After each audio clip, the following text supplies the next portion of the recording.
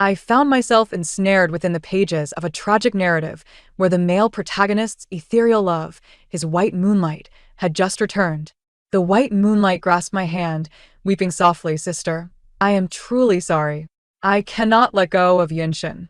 You have monopolized him for 3 years. It is time you returned him to me." Gu Yunshin produced a divorce agreement, confessing, "Initially, I wronged Xin. It is my fault, and I must take responsibility." Clutching the script, I couldn't help but chuckle. "Fool. She is pregnant and in a rush to register the child.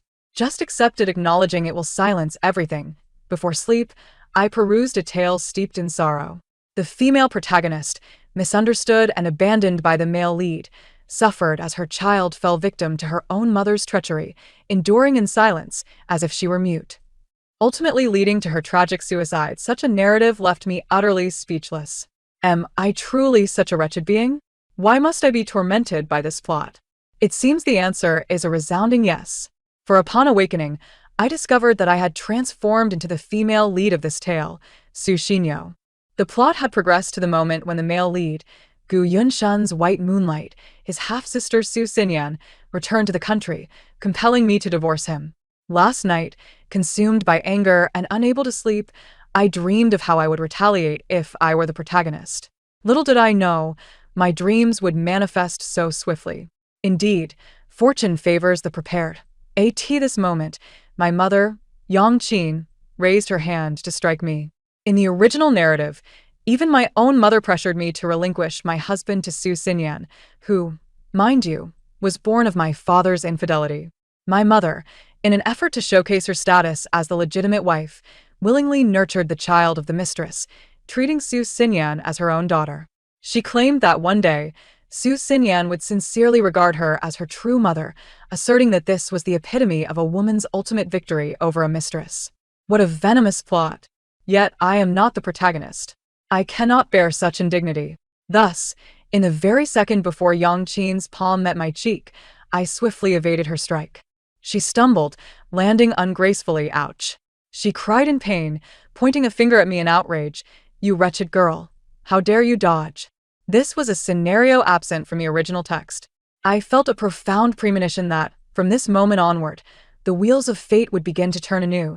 Su Xinyan hurriedly approached to assist Yang Qin, showcasing her feigned gentleness and kindness, not neglecting to take a jab at me. "Sister, if you are angry," directed at me. "How can you treat mother this way?" She was adept at playing the innocent and stirring the pot. As anticipated, Yang Qin grew even angrier, her gaze sharp as a dagger, wishing to eliminate me on the spot. Yang Qin exclaimed, "Xinyan surpasses you in every way. She and Yunshin share mutual affection. Had it not been for your shameless interference, they would have been together long ago. The position of Mrs. Gu rightfully belongs to Xinyan. I advise you to recognize your place." I clapped my hands in approval, marveling at the absurdity of this character crafted solely to torment the female lead. I casually remarked, "Why not relinquish your position to Su Xinyan's mother? I hear my father and her mother are also deeply in love and inseparable."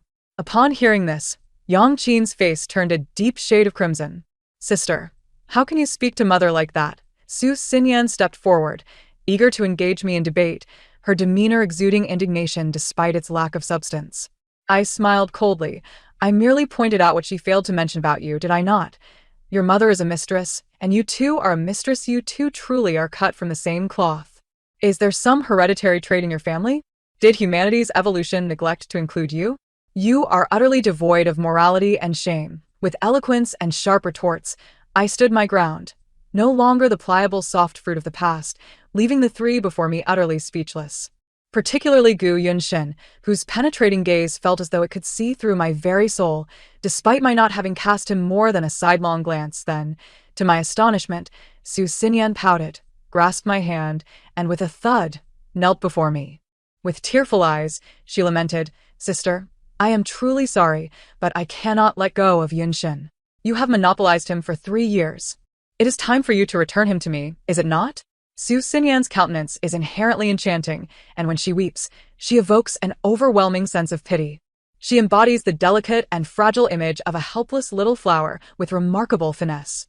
Gazing at Gu Yunshin, my heart ached profoundly. I swiftly pulled him into my embrace, wishing fervently that he could pierce through me with those eyes of his. 3 parts cold detachment, 3 parts scornful mockery, and 4 parts nonchalance. Enough of this, Su Xinyo. He presented the divorce agreement before me, urging, sign here. It was I who wronged Xinyan in the beginning. I must acknowledge my fault. What a farce of feigned affection. I am the true leading lady, script in hand. Very well. You leave with nothing but your child, the funds in your account, and all assets under your name shall revert to me.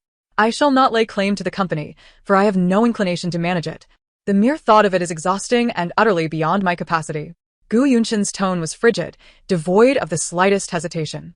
I, too, felt no reluctance as I swiftly inscribed my name upon the divorce agreement. To hesitate for even a moment would be a disservice to the money at stake. As a diligent worker enduring the grind of a 996 schedule, I barely scraped by on a meager monthly salary of 4,000 to 5,000 yuan, every cent stretched to its limit. Yet here I was, unexpectedly transformed into a wealthy and leisurely lady of high society, embarking on a divorce while raising a child, an existence I could scarcely have dared to envision. Not even the turtles in the wishing well would have dared to entertain such a wish of mine. I feared that if I wrote too slowly, Gu Yunshin might have a change of heart. Simultaneously, I noticed a tender exchange of glances between Gu Yunshin and Su Xinyan, their faces aglow with joy, which instantly conjured images of a protagonist driven to despair. How dare these scoundrels? As I handed the divorce agreement to Gu Yunshin, I deliberately bumped into Su Xinyan, causing her handbag to tumble to the ground, scattering its contents across the floor. Oh, what is this? A pregnancy test result? I deliberately waved the pregnancy test report in front of Gu Yunshin, reveling in a moment. See this, you fool? She's expecting, anxious to register the child. And if you enjoy playing the role of the unwitting fool, so be it. Each acknowledgement comes without a word. In an instant, I noticed the joy on Gu Yunshin's face evaporate, replaced by a veneer of frost settling in his gaze. Su Xinyan, clearly flustered, implored, Yunshin, please let me explain. It's not what you think. Not what, exactly? Are you suggesting that you conceived Gu Yunshin's child the very moment you disembarked from the plane? That would indeed be quite remarkable. I interjected with a sense of schadenfreude, prompting Su Xinyan to erupt in indignation. Su Xinyo, silence yourself. This pertains to the matter between Yunshin and myself. I stuck out my tongue and made a mocking face, sarcastically exclaiming, Oh dear, how eager you are. I understand your urgency, but do refrain for a moment. While I've heard of a hasty departure, I've yet to encounter the notion of delivering the goods right to one's doorstep. Your service is indeed quite thorough. I observed the fluster in Su Xinyan's demeanor. I had warned against celebrating too soon. Upon perceiving the precariousness of the situation, Yang Qin promptly stepped forward to advocate for Su Xinyan. Yunshin, do not be swayed by this contemptible wretch's provocations. Xinyan has endured great hardships alone overseas for many years. She has faced numerous tribulations, and some circumstances were beyond her control. Let's not forget, it was you who once shattered her heart, compelling her to seek refuge abroad. As Yang Qin spoke, Su Xinyan wept silently, her tears cascading without a sound. Her beautiful eyes brimmed with glistening tears, and it was not just Gu Yunshin who felt a pang of emotion. Even I found it hard to remain unmoved. Truly, what a remarkable actress. Thus, I once again committed an indiscretion, interjecting, Is that so? Yet, I have heard whispers that she eloped with Gu Shao. 3. Upon hearing the name Gu Shao, Gu Yunshin's eyelids involuntarily twitched twice. Indeed, he was none other than his half-brother. Yang Qin and Su Xinyan were left utterly astonished. They had not anticipated that I possessed such knowledge. Yang Qin immediately flared up like a cat whose tail had been stepped on, sharply rebuking, You insolent girl, what nonsense are you spouting?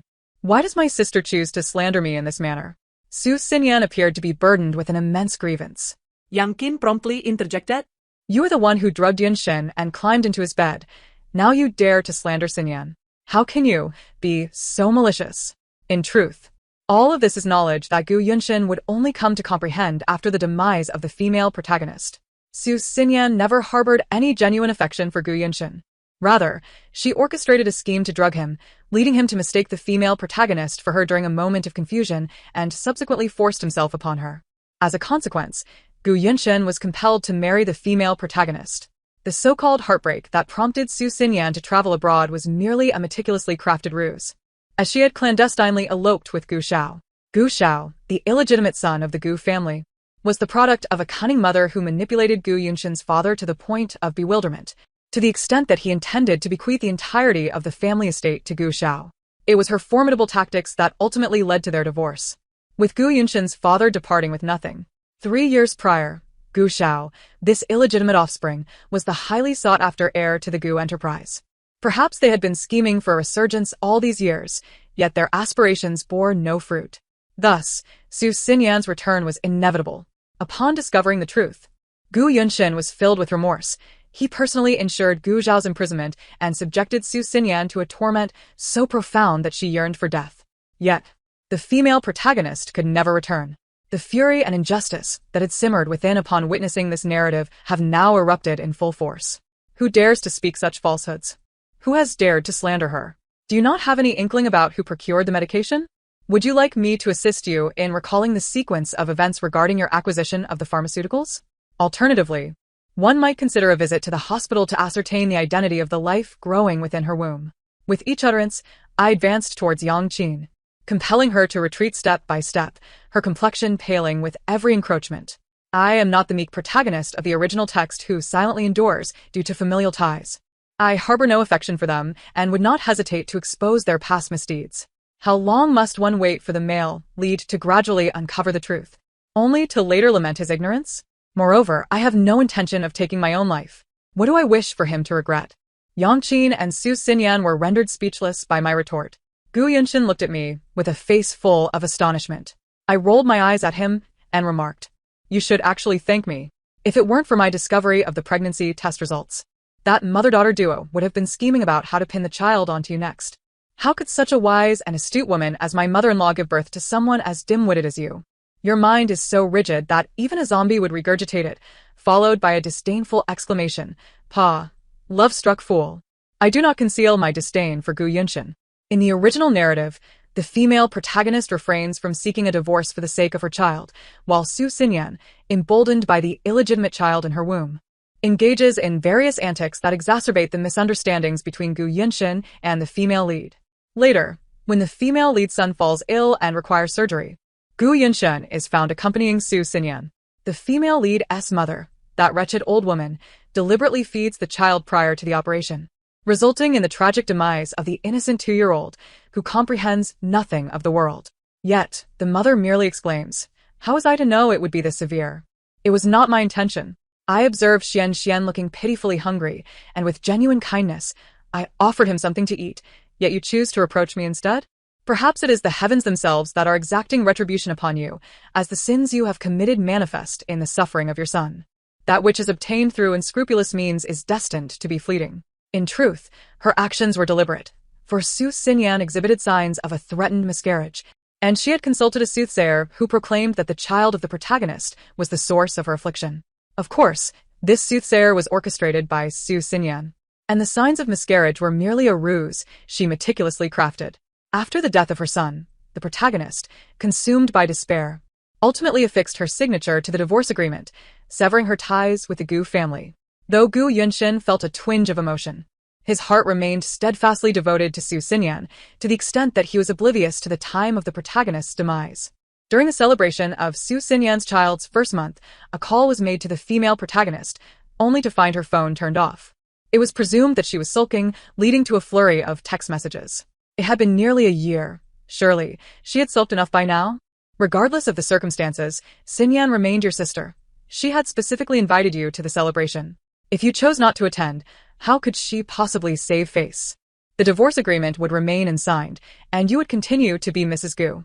You may throw tantrums and create havoc, but do not forget your identity. Reading this passage nearly drove me to madness. I felt an overwhelming urge to strike these individuals down. Is this what they call literary death? I would rather label it literary frustration. The female protagonist is akin to a gourd with a sawed-off mouth, oblivious even when pricked by a needle.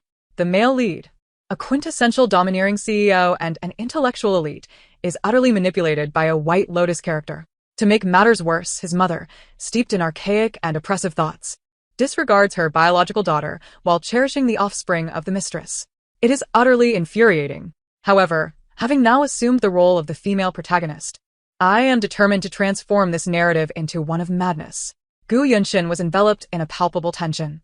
His expression was stern, brows knitted, and his crimson eyes fixated on Su Xinyan as he questioned her with deliberate clarity.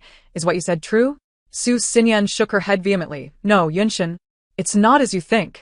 Yet, before she could complete her thoughts, my son Xianxian descended the stairs, freshly awakened, rubbing his sleepy eyes in search of me. In his sweet, innocent voice he called out, Mommy.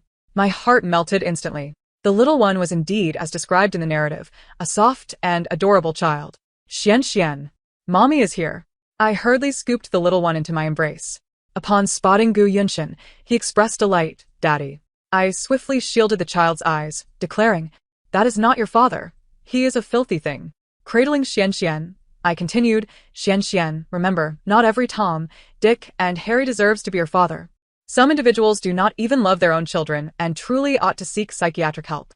As I approached the door, a realization struck me. This is my home. Why should I leave? Thus, I halted, turning back to survey the trio in the living room. They were utterly detestable.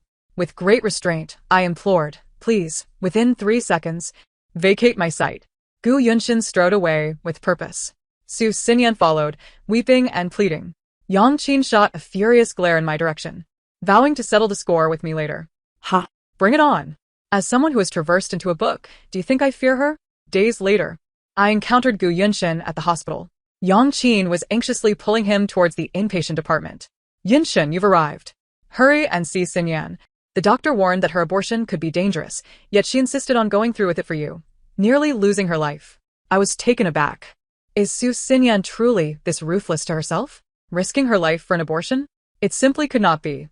She must be fabricating this to manipulate Gu Yunshin into feeling pity. Look at this foolishness. Here they come. Yang Qin continued her incessant chatter. Xinyan never wanted me to tell you, but initially, she was coerced by that scoundrel Gu Shao. Her heart has always belonged to you, and she would do anything for you. Over the years, she endured confinement and coercion, suffering greatly.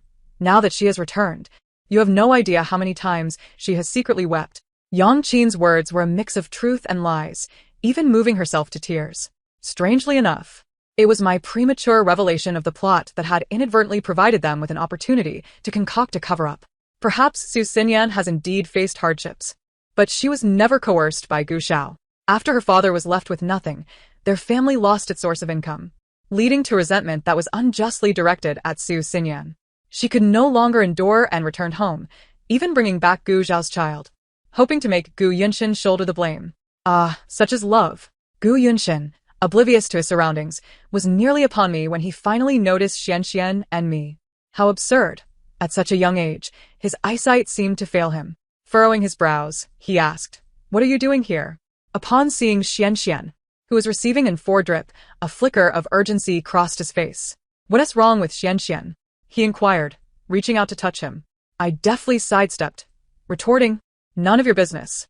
With that, I continued on my way, silently repeating, Foolishness, begone. Foolishness, begone. Yes, I had brought Xianxian to the hospital early. He had a heart condition that required prompt detection and treatment. This adorable child would not meet the grim fate scripted in the narrative. As his mother, I bore the responsibility to ensure his health and well-being as he grew. Gu Yunshin, despite his aloofness, clearly cared for his son. Chasing after us, what happened to Xianxian? I have the right to know. I am his father. Yang Qin, in a state of panic, grabbed his arm. Yunshin, Xinyan is waiting for you. If you don't hurry. I interrupted impatiently. Did you not hear? If you don't go soon, your darling will be in grave danger. How laughable. Even tofu has a brain, yet you do not. Just listen to their nonsense, and you'll end up with a limp leg. I quickened my pace, unwilling to engage with these two any longer. Rejecting mental anguish, I opted for outright madness. My words sparked Yang Qin's ire. She seized my arm and began to berate me. You little wretch. Just wait until I tear your filthy mouth apart. What has my daughter ever done to you? Are you so happy wishing death upon her? This shameless creature, it was you who brought Xinyan to her current state. If anything were to happen to her, I'd fight you to the death. Clutching Xianxian, I nearly stumbled as she yanked me, causing him to wail in fright. This old hag. Infuriated, I kicked her. Get lost. Yang Qin collapsed dramatically to the ground, wailing, An ungrateful child. How dare you strike your own mother? Do you not fear the wrath of heaven? Oh no, I thought. I have provoked a lunatic. Su Xinyan entered the crowd's gaze. Great, now another one has arrived. I seem to have stirred the nest of a madwoman. Clad in a hospital gown, her face as pale as parchment, she approached with red-rimmed eyes. Mom, are you alright? Let me see if you're hurt.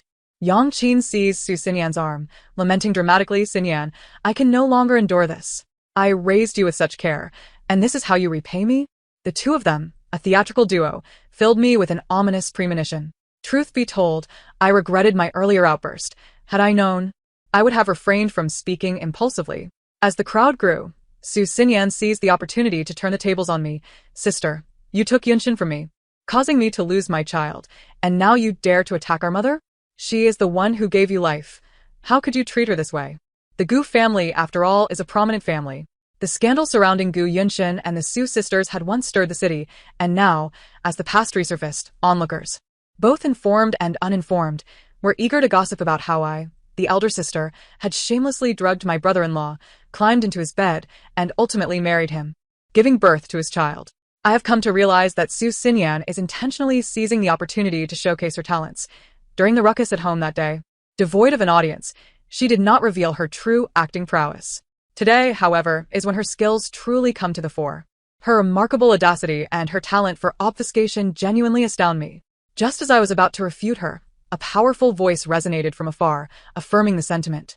It was none other than my former mother-in-law, Gu Yunshin's mother, striding towards us with purpose. Adorned in a bespoke qipao embroidered with white camellias and accompanied by a set of exquisite jade jewelry, she walked gracefully in high heels, exuding dignity and elegance. Well-preserved, she appeared to be in her 30s despite being in her 40s, her noble demeanor and graceful mannerisms starkly contrasting with Yang Qin's presence. My former mother-in-law approached me with determination, first showing concern by gently touching the child in my arms, Xian, before taking him into her own embrace. She then directed a pointed remark at Gu Yunshin, asking, "Are you a corpse?" Beautifully put, I had longed to voice such sentiments. What on earth was that wooden man doing standing there, utterly oblivious?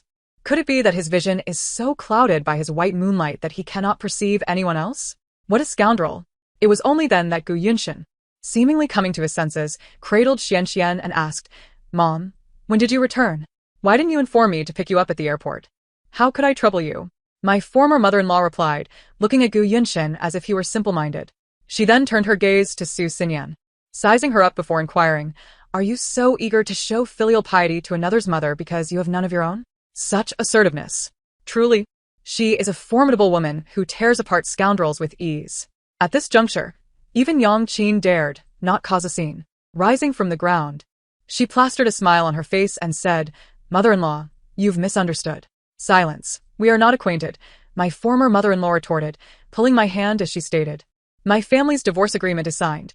From now on, our two families shall have no further ties." "Mother-in-law, that is not how it is. There is still Yan, and she is connected to Yunshin." My former mother-in-law interrupted, "To be honest, Ms. Yang, you're the person I admire most. Only you could treat the child of a mistress as your own." This remark filled Yang Qin with excitement, her face beaming with pride. Foolishly believing she was being genuinely praised, she eagerly replied, "It is my duty. Yan is a good child. By the way, I heard her mother is pregnant again. This time it is likely a son. Congratulations in advance. You are indeed fortunate. You need not bear children yourself, and honestly, the ones you bear are not cherished anyway." The shift in conversation was palpable. Not only I, but also the onlookers could hardly suppress their laughter. Yang Qin's expression fluctuated between pale and flushed. My former mother-in-law whispered derisively, "I have seen bound feet, but never a bound brain. Are people from the Qing dynasty so difficult to eliminate? Come, Yuyo, from now on, consider them all dead. Let them stir as they please." "All right, Mom," I nodded vigorously, grinning broadly. With such a sturdy figure to lean on, I could practically stride forward without a care. What need had I for a man? As we walked and chatted, our relationship swiftly transitioned from mother-daughter to close sisters. Suddenly, Gu Yunshin interjected, "Mom, I have yet to sign the divorce agreement." We both turned in unison to see Gu Yunshin following us, holding Xian. We exchanged identical looks of disdain. Regardless of what hint Gu Yunshin was attempting to convey, my dear mother was not swayed, scoffing, "Then hurry and sign. Do not delay my efforts to find Yuyo a new partner." She then patted my shoulder with earnest intent, stating, "This time, I shall personally oversee your affairs. A worthless piece of trash like him is not to be kept. He is just like his father, crooked from the start. Oh, I declare, This is my true mother. Such a mother deserves the highest accolades. The original text offers scant details about this character, only revealing her to be a forceful woman who shows no mercy to her unfaithful husband and his mistress, thoroughly putting them in their place. She had even urged the female protagonist to divorce him. Unfortunately, the protagonist held feelings for Gu Yunshin and was unwilling to part ways, leading her to relent in her counsel. She had remained abroad and had not returned until my presence altered the trajectory of the original narrative. Mom. Do not call me Mom. I could never bear a son as heartless as you. Marry whomever you wish. I will not interfere, as long as you cease to torment Yuyo and Xianxian. Gu Yunshin retreated, chastised by his mother. I paid no heed to the unfolding dynamics between him and Su Xinyan. My sole concern was Xuanxuan's health. The doctor indicated that Xuanxuan's condition had been detected in a timely manner, making this the optimal moment for surgery. I promptly signed the necessary documents, instructing the doctor to arrange the procedure. In the original narrative, Xuanxuan's illness was discovered a month later, at which point the risks associated with surgery had escalated considerably, compounded by that old hag's schemes. Therefore, I remained vigilant, resolutely preventing Su Xinyan and Yang Qin from approaching Xianxian, often barring Gu Yunshin from entry as well. I could not ascertain whether Gu Yunshin's feelings for Su Xinyan might lead him to act irrationally. The risk was too great. Yang Qin visited twice. Though her intent was solely to curry favor with my mother, a rather pitiable endeavor given her husband was pursuing a divorce to marry his mistress. Truly, she exemplified the archetype of a devoted wife and mother. Little did she know that those who superficially complimented her were secretly mocking her. For such a Na'vi soul is indeed a rarity. Xuanxuan's surgery proceeded smoothly, and his recovery was remarkable. Within a mere month, he was discharged from the hospital. During this period, I was on edge, fearing I lacked the power to alter the narrative's course. According to the original storyline, Xianxian would have succumbed by now. And soon after, I would have spiraled into despair, contemplating suicide. Thankfully, my fervent resolve mitigated any potential calamities. Simultaneously, another plotline unfolded prematurely. My nominal father, Su Mingyuan, found himself embroiled in a divorce lawsuit with Yang Qin. This event was initially set to occur after the protagonist's demise. Ultimately, Yang Qin would end up with nothing, even Su Xinyan betraying her. It was only then that she would finally recall the protagonist, her biological daughter, lamenting the cruel treatment she had inflicted upon her in favor of the ungrateful Su Xinyan, only to be consumed by regret. In a fit of rage, she would set ablaze the Su family estate, dragging all its inhabitants down to perdition. The conclusion was undeniably satisfying. Yet, the protagonist would still meet her untimely end. Even if she witnessed everyone regretting their past wrongs, what solace would it bring her? Death extinguishes all. On the day of the court hearing I attended, witnessing firsthand Yang Qin's defeat, the Su family's assets had long been transferred by Su Mingyuan, leaving her with nothing. She was utterly oblivious to the machinations around her. Her mind consumed with notions of virtue. Even after her husband's infidelity, she never contemplated divorce, striving diligently to embody the role of a virtuous and forgiving wife. Yet, she never anticipated that she would find herself on the receiving end of divorce. After exiting the court, she lost control, charging towards Su Mingyuan, her voice hoarse with desperation. Su Mingyuan, why must you treat me this way? I have never opposed your affairs. I even embraced the children you bore with other women as my own. What have I done to deserve this? You insist on divorcing me? I could sense her entire world collapsing, despair etched across her face. Su Mingyuan refrained from idle words, making his intentions clear. Yes, you have done nothing wrong. I am the one at fault. My son must have a legitimate identity. This portion aligns closely with the original text, albeit with one distinction. Su Mingyuan's son has yet to be born, while in the original narrative, that child was already a year old. The child is nearly the same age as Su Xinyan. Had it not been for Yang Qin's overwhelming distress that drove her to madness, their family might have truly walked over the female protagonist's corpse to embrace a harmonious and blissful reunion. I can, and I will treat him as my own son. As long as you do not divorce me, I will comply with any of your demands. Yang Qin was reduced to utter humility. Yet Su Mingyuan only desired to distance himself from her, his eyes now devoid of warmth. How much affection can a man, who has long been unfaithful, harbor for his original wife? Yang Qin once again caught sight of Su Xinyan and, as if seizing a lifeline, implored, Yan Yan, you stand with your mother. Don't you? Please, plead with your father. Beg him not to divorce me. I have treated you well, and I will be good to your brother in the future as well. You must speak to him, please. Yang Qin had somewhat lost her sanity, after all. She had once adamantly declared that she would ensure the child of the mistress would regard her as a mother. She had proudly asserted that as long as she lived, the myriad of flings outside would merely be concubines. Such statements are usually dismissed as mere jokes by rational individuals, yet she was living out this absurdity. Consequently, she transformed herself into a laughingstock. Su Xinyan, however, did not mirror her father's callousness. After all, there were numerous eyes watching. She still had to maintain the faade of a good person. Aunt Yang, please don't act this way. This decision is made by my father, and I cannot interfere. But rest assured, I shall not forget your kindness towards me. The way Su Xinyan addressed her as Aunt Yang genuinely amused me. Her ability to switch titles was indeed swift. This completely shattered Yang Qin. Trembling, she exclaimed, "You ungrateful wretch! I have indeed wasted my affection on you. How could one raise a child that is not their own? It is truly a fruitless endeavor." Then, naturally, she turned her thoughts towards me, scanning the crowd for my figure. At the moment she spotted me, I turned away without a second thought, denying her any chance of retention. A mother like this is better left behind.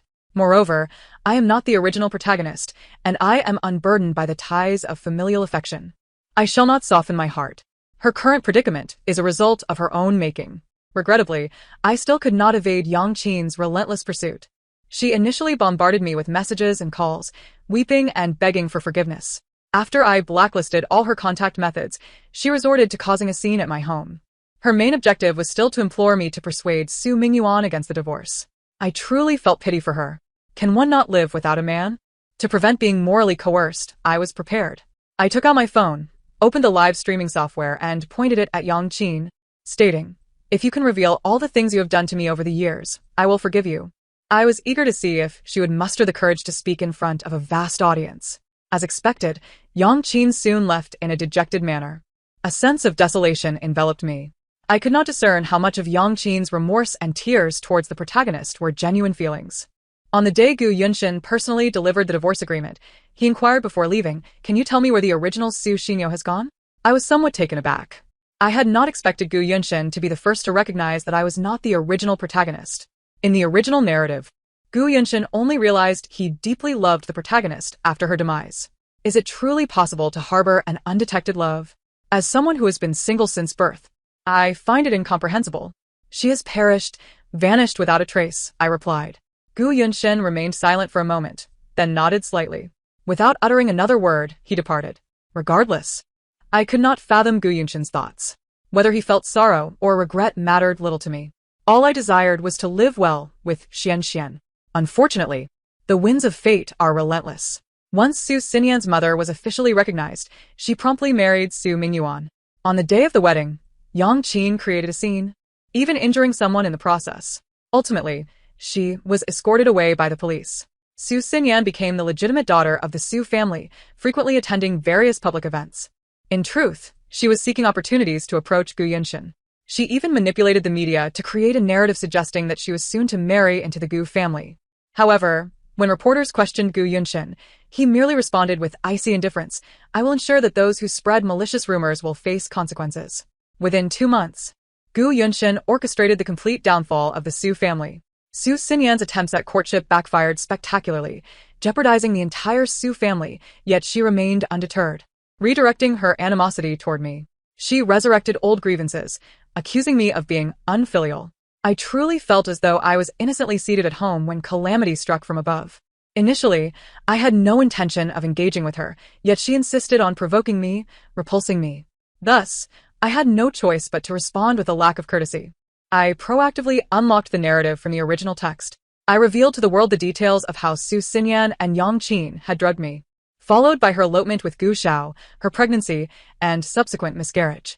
In the original story, these actions were attributed to Gu Yunshin, but now that I have assumed the identity of the protagonist, I naturally felt compelled to exact revenge on her behalf. Overnight, Su Xinyan became infamous. No one expected that the seemingly innocent and harmless Su Xinyan had engaged in such sordid deeds and was straddling 2 boats. About half a month later, just as I thought everything had settled, I received a call from the police station requesting my cooperation in an investigation regarding a deliberate arson case. Immediately, I recalled the devastating fire at the Su family in the original text. However, that didn't make sense. The Su family had already been brought to ruin by Gu Yinshin, and their mansion had been mortgaged. Captain Liu, who was in charge of the investigation, clarified my confusion. We have checked. After the Su family went bankrupt, your father Su Mingyuan's family has been residing in this underground parking garage. I glanced at the photographs from the scene, which had been reduced to a charred wreck, unrecognizable. Captain Liu continued, we discovered 3 charred bodies at the site, one of which was a pregnant woman, confirmed to be Su Mingyuan's current wife. The other 2 bodies, one male and one female, are likely Su Mingyuan and Su Xinyan, but further confirmation is necessary. I understood. Verification was required. I complied and provided a blood sample. In the original narrative, Yang Qin had perished alongside them, but why were there only 3 bodies? Is it confirmed to be arson? I inquired. Due to the unpredictable twists of the narrative, I hesitated to ascertain the truth. It is confirmed. The arsonist is your mother. Yang Qin. She was released from custody yesterday, and someone saw her near the rental property yesterday evening. Clearly, she was the one who set the fire.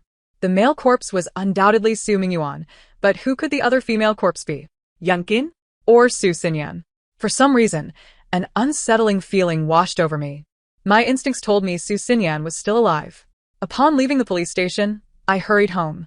I intended to gather my belongings and take Xian to another residence that night, while also having Gu Yinshin arrange for a few reliable bodyguards for our protection. As I approached the outskirts of the villa area, I spotted Aunt Wang, holding Xian, peering anxiously at the roadside. Upon seeing my car, she rushed towards me, waving. Miss Su, just stop there, I'll come to get it. Get what? At that moment, I became alert. I immediately exited the car to assist her. Just then, a gray van suddenly charged towards us. Su Xinyan screamed in excitement. Su Xinyo, die. Go die. She was indeed alive. Her face was smeared with blood, looking grotesquely terrifying. At that moment, I had no way to evade. I could only push Aunt Wang, who was rushing towards me with Xian, aside, ready to meet the violent collision with my own body. Bang! The deafening sound of impact echoed in my ears. Amidst the billowing smoke and the acrid stench that assailed my senses, I beheld Gu Yinshin at the wheel of a black sedan, forcefully colliding with Su Xinyan's vehicle, sending it careening away. Neither Xian nor I sustained even the slightest injury. Tragically, Su Xinyan met her demise on the spot. She had deceitfully used a voice changer to contact Sister Wang, luring her into bringing Xian out to retrieve something. Fully aware that I would go to great lengths to rescue Xian, it was a deliberate trap. Gu Yinshin was subsequently rushed to the hospital, but alas, his injuries were too severe, and he could not be saved. Following the conclusion of Gu Yinshin's funeral, I donated all my real estate holdings and embarked on a journey around the world with Xian. I surmise that Gu Yinshin has now encountered the female protagonist from the original text. I wonder what they might converse about. The end.